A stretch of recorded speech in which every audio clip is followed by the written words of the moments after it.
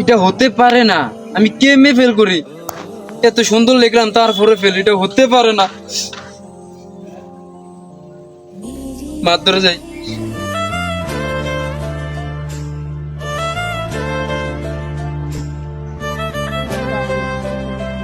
মা, কি হয়েছে বাবা, মন খারাপ কেন তোর? বাবা, তোর রেজাল্টের খবর কি? মা আমি ফেল করছি। বর্ষাকালে মানুষ হাতটা চলতে পারে? কি কাদা! এই তুমি কই গো? কি রে, তোর রেজাল্টের কি খবর?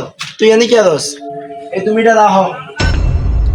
কি রে বাবা, তোর রেজাল্টের কি খবর?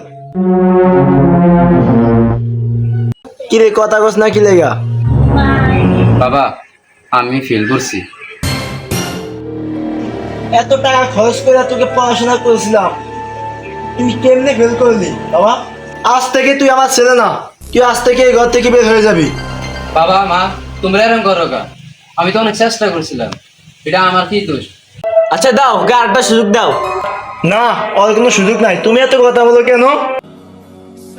আরে ওই, তোমার ছেলেকে বললো এই মুখ আমাকে কখনো দেখাতে না। আরে তুই এখন তো আসছ, তুই ঘর থেকে বের হ আমার। আরে বের হ, বের হ, বের হ আমার ঘর থেকে। আর কখনো তুই এই বাড়িতে আসবি না। আরে ওই, আরো ছেলের জন্য কি মায়া লাগে না? আরো ঘরে আরো।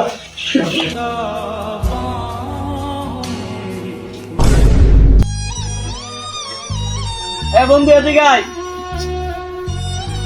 কি রে বন্ধু, ফেল করছিস না পাস করছিস? তুই তো বলছস এবার এই প্লাস পাবি।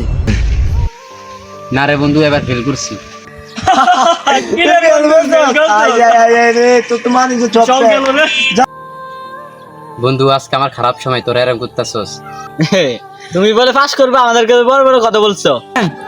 এখন বন্ধু তুই কি করবি রে? আরে এখন আর কি করবো? ওর এখন তো চুরি সাথে কপালে ভাতে নাই। তুই এই মুখ দেখাবি কেমনে? যা কুচু গাছের সাথে ফাঁসি খা। যাস না কে, যা যা। যা। আরে বন্ধু শোন, ওই কত বড় বড় কথা কইছে, ওই বলে পাস করবো। আরে বন্ধু, ওরে এই কথাগুলো বলা ঠিক হয় নাই। ও তো আমাদের বন্ধু। বন্ধু তুই ঠিকই কইছিস রে। হাই রে জীবন, এই সামান্য একটা পরীক্ষা ফেল হওয়ার কারণে আমাকে আজ কত কথা শুনতে হয়। কত চেষ্টা করছি পাস হওয়ার জন্য, এখন আমি কি করব?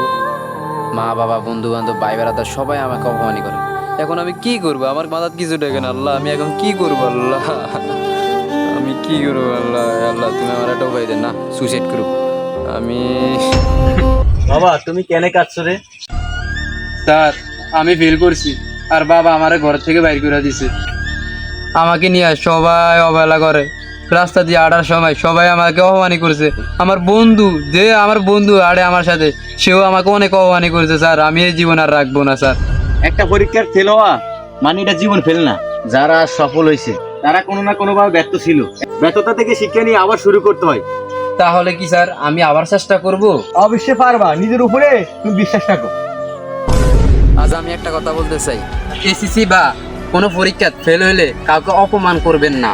আপনার একটা কঠিন কথায় একজন মানুষের মন ভেঙে যেতে পারে। ওই ছেলেটার পাশে থাকেন, সাহস দেন, কারণ একটি রেজাল্ট মানুষের জীবন কখনো পুরোপুরি পাল্টিয়ে দিতে পারে না। ফেল মানে জীবন শেষ নয়। পরিবারের ভালোবাসা ও সাহস একজন সন্তান আবার ঘুরে দাঁড়াতে সাহায্য করে।